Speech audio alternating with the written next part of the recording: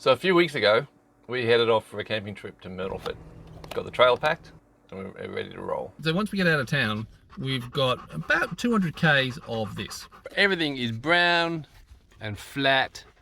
There's grain, there's sheep, and that's it. For a long way. We're almost across the plain. That is Mount Buffalo over there, and that's the start of the Victorian Alps up there. So another half an hour and we'll be starting to head into the hills. Well, we've arrived and I've just gone for a little bit of a walk. I wasn't going to do any filming tonight because I thought I'd get set up and get packed, but I think there's a platypus just here. Here it is too. God, you probably can't see anything on the film.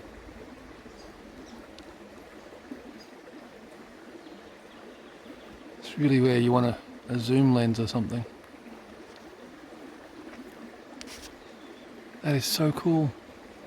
Yeah, I know, it's really hard to see. But look, I'm just going to do a little bit of post work with my editing software here and I'll see if I can enhance the image somewhat. Here it is too. God, you probably can't see anything on the film.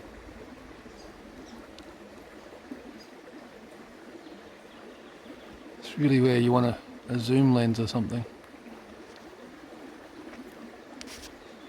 That is so cool. Lucky's being very patient, sitting there like he was told to. I'm not sure if he's seen the platypus yet though. I don't think he'll chase it, not if I yell at him anyway. I think I'll keep on with the walk because it's been a while now and I haven't seen him resurface again. So he might have heard me, or that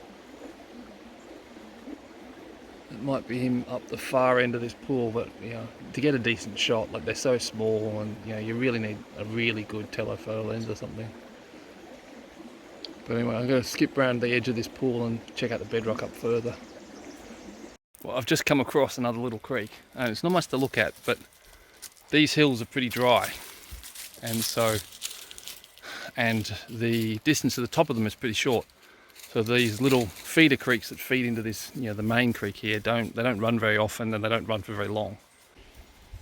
But there's a deep channel there. That's about 1.5 metre hole just there, and it runs out back there and it's cut in here.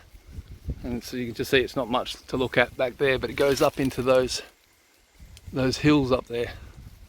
And somewhere up on those hills is where, well, from one mine report that I saw, they pulled 51 kilos out of the mine. It was around, I think from memory it was 30 tonnes to the ounce, the ore that they were pulling.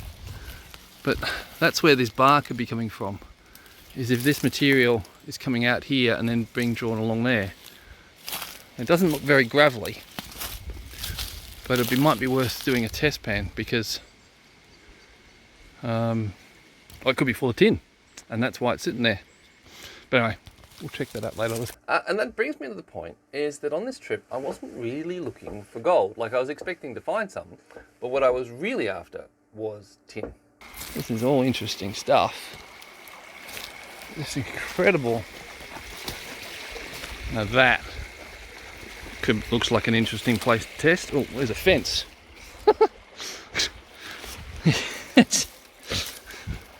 Like, I know it's getting darker, but that sand looks pretty dark. So this could be a really good spot here. It's the next morning. The kookaburras have just finished waking us both up. And but last night I got a chance to look at the maps and have a bit of a think and work out what the plan of attack is. Now, the situation is that the main creek that we're on, a little ways downstream... Oh, it's a wombat. Oh, it just went behind the tree. Lucky's wants to go play. But we can't allow that because a lot of the wombats have mange really badly. There it is. Wandering through. Not that you can see much. Lucky, you can't go play. No. And when I got back on track after the wombat had gone, I continued to sort of lay out a plan of what I was going to do that day. Unfortunately, that and a whole bunch of other footage that I filmed was completely unusable because the sound was corrupted, which is frustrating. But the reason we were at this spot is because 2 years ago when we were here, when I'd been checking the sandbars, every shovelful of sand had about a teaspoonful of tin in it.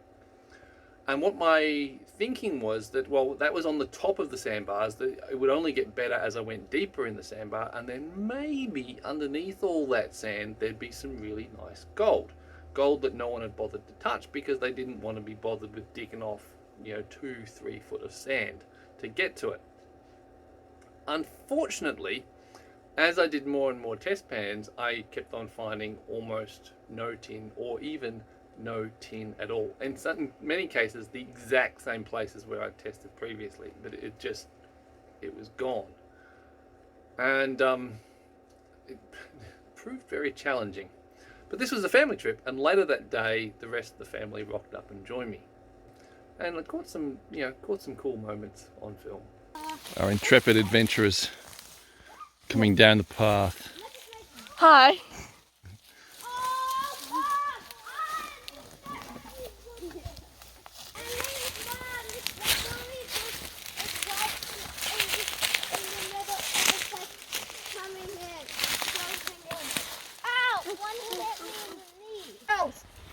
So, what was that, Angus? I'm not lucky enough because it stinks. Yes, it definitely Okay. does stink. Now, Annalise, you said you wanted to hold it?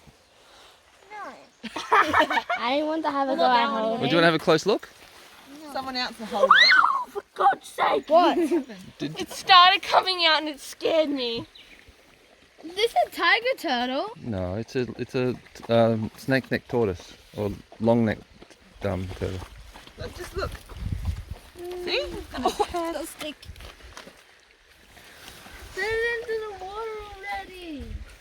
Everyone, it's You don't want it as a pet? No, we can't do that. No, is it? See, its head is tucked in there really good. You can't even see its eyes. All right, cool. Right. Now just put it down here. It might just sit there for a while. What if I To get in deeper water? Yep, you can.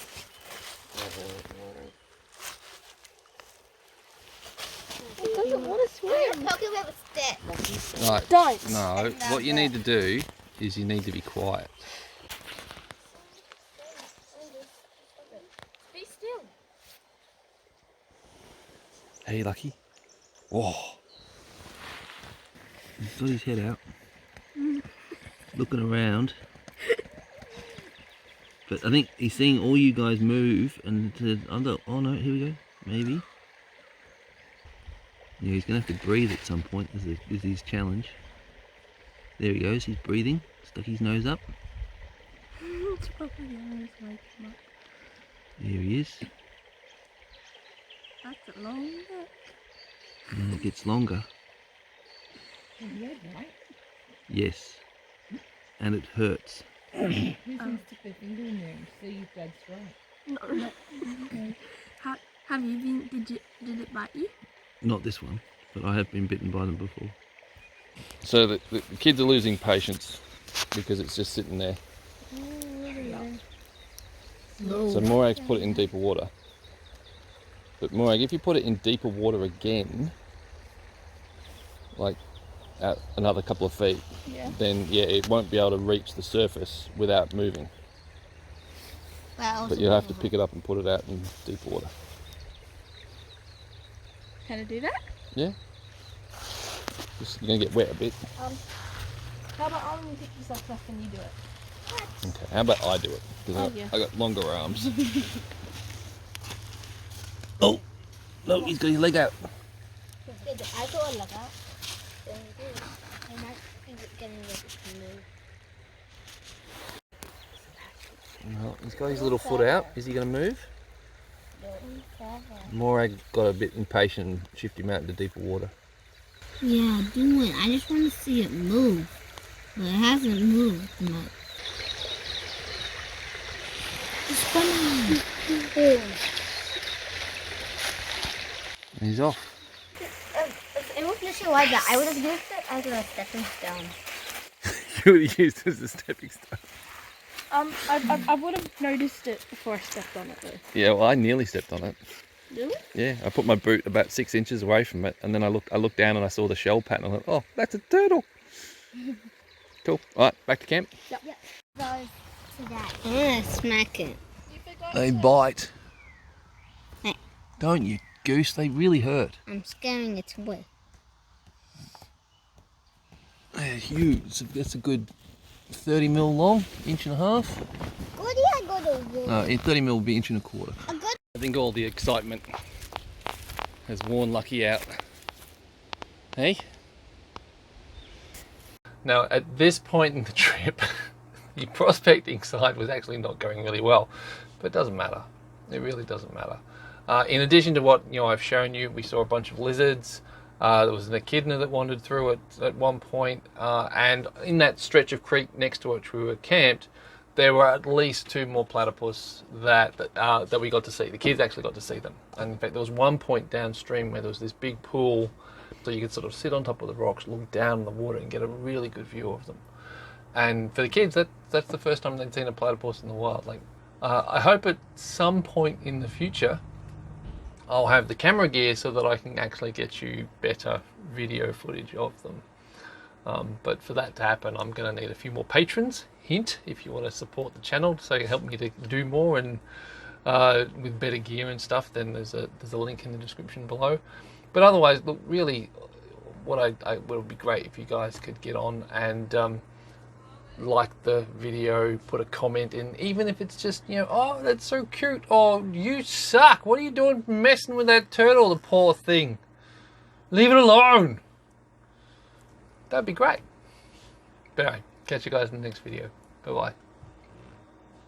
Oh, and the next video I'll be digging a hole, and you'll see how I went with gold. So you ready to see the footage of the platypus? I think I see it. It is too. You probably can't see anything on the film. What's that? What's that, Dad? You want a zoom lens or something? Oh, you're so funny. That is so cool. That is so funny. Lucky's being very patient. What do you think of my platypus filming, kids? That is not upside down. I knew it wasn't a... Yeah. It was so funny. Bad, Dad. He's just going.